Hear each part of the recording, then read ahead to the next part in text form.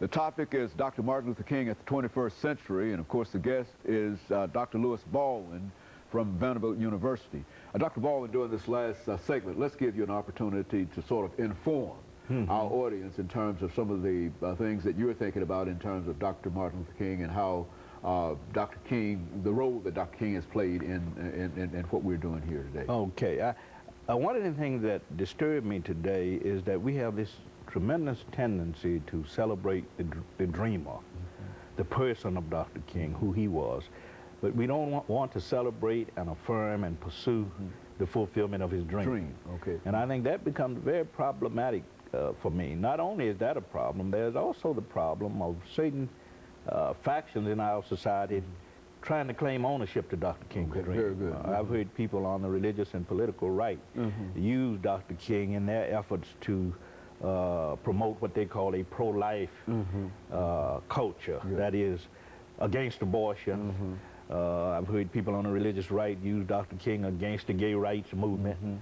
They are trying to use Dr. King to promote conservative causes, but you never hear anything about race, you never hear anything about economics, you never hear anything about peace. So they have a very limited perspective on Dr. King. I think there's the need today to recapture a sense of who Dr. King was, what his dream was about, and the kinds of tactics and methods he employed in the pursuit of that dream and of the fulfillment of that particular dream. So the problem today, I think, adds up to a distortion of what Dr. King was, what he was about. And in many cases, we are too prone to celebrate the dreamer without celebrating the dream. Yeah. You know, Dr. Baldwin, what we always try to do is to have our guests to say something that would be beneficial to the young people, because, of course, not only would it be beneficial to the young people, but older people as well. But I think that you would admit that we're having a real problem in terms of dealing with our young people and having them to focus on some of the things that are important, et cetera. Certainly Dr. King would have some attitudes in reference to these pants, the way people dress, and et cetera, and et cetera. And so, well, why don't you speak, you know, what would be his message today? His message to young people today in terms of what they have to do. I think one aspect of his message would be study hard. Dr. King was an intellectual. You may think of him as an activist, a civil rights leader. He was all of that, but he was also an intellectual who took the academic life very seriously. And in his own speeches and letters to students, he encouraged them to study hard. That's one thing he encouraged them to do. Secondly, to avoid too much obsession with materialistic values. Very good. Because our young people are concerned about materialism.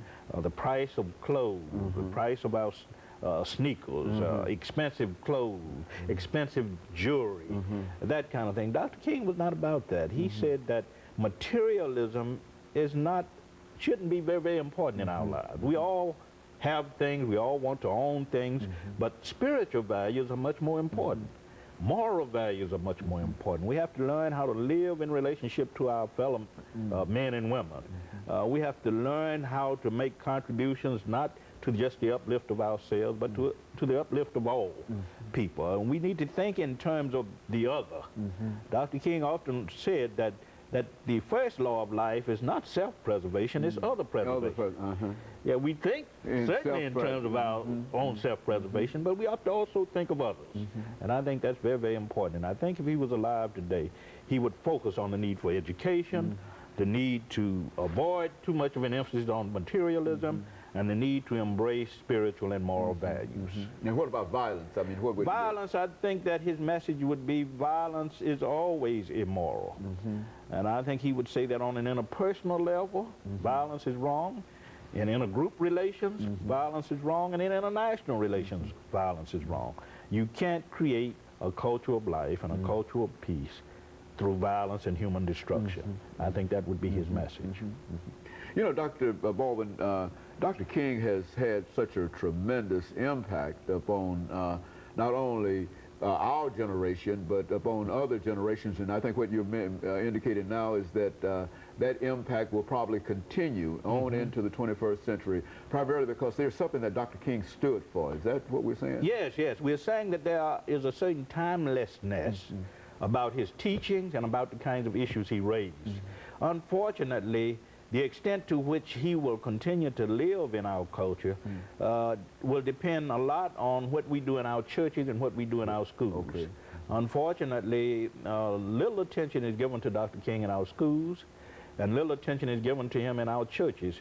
We wait until the third Monday in January of each year to celebrate him, when I think we should be talking about him throughout the year, because the principles he raised are the issues he dealt with, what we should be about today in terms of making the quality of life better for people generally, not just for the rich, not just for those who have means and who have resources, but especially for what Dr. King called the least of these.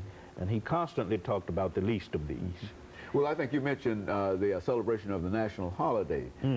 What can you say in reference to that celebration? Do you think that that there's been a lull in reference to what has to be done, and that there ought to be a greater interest in this as a national holiday? I mean, how do you see that? I think it needs to be, we should not see it as simply a day off work, a day to have picnics, whatever you want, that kind of celebration.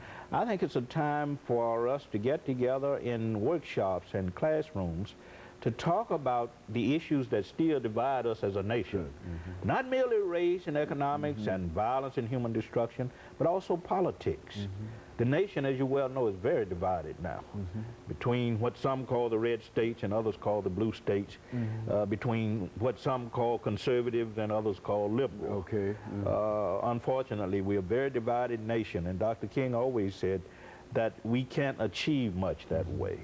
We also need to look at these issues, church-state issues.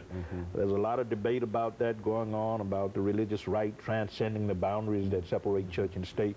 Dr. King spoke to all these issues. The politics that divide us, the economics that divide us, the race and ethnic boundaries that divide us. And I think he's relevant to all of these issues. So I think instead of holding parades and picnics and just having days off work, we need to devote that day to some type of service to other people, or learning about Dr. King, or learning about how we can address the problems that are part of his unfinished crusade, because his crusade is still unfinished.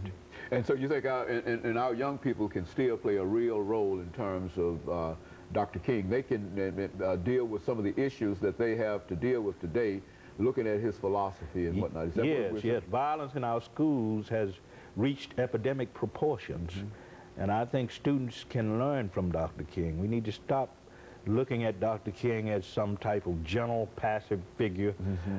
He was a radical. Who had a dream, as he said, and I think that's what most people believe. Yeah, he was a radical. He was a revolutionary for his times, and he's revolutionary for these times, because he was trying to show us a better and a different way of how to relate, how to say no to violence, how to say no to economic injustice, how to say no to racial injustice, how to say no to religious bigotry and intolerance, all of these problems.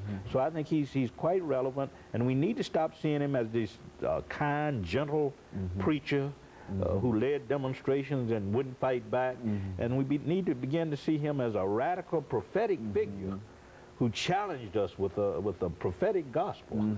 And I think we put him in the proper perspective when we do that. But would it be correct to say, Dr. Baldwin, over the last minute that we have, that he was really assassinated, killed, because of his dream rather than anything else? Exactly. What he saw as the possibilities of what could happen, people believe that he ought to be killed because of that. Yeah, because he was a threat. Had he been this kind, gentle, harmless figure that a lot of us like to project, then there would have been no need for him to be assassinated. He was assassinated because he was talking about a radical change, or radical changes in the society. And I think we need to understand that. Well, Dr. Baldwin, we've got about 40 seconds before we end this show for today. And I just want to thank you for bringing by that excellent information, and in a real sense, updated information in reference to what we've been dealing with on Dr. Martin Luther King. Because Appreciate it. he still, as far as we're concerned, he still is one of those great figures of our century. He was great in the 20th century, and he will be undoubtedly great in the 21st century. And I would imagine that like Lincoln and Roosevelt and other individuals who will have a tremendous impact upon our society, he will always have that impact. Yes. And let me thank you, and let me encourage our audience to tune in again next week for another informative edition of Comments. Thank you, and good morning.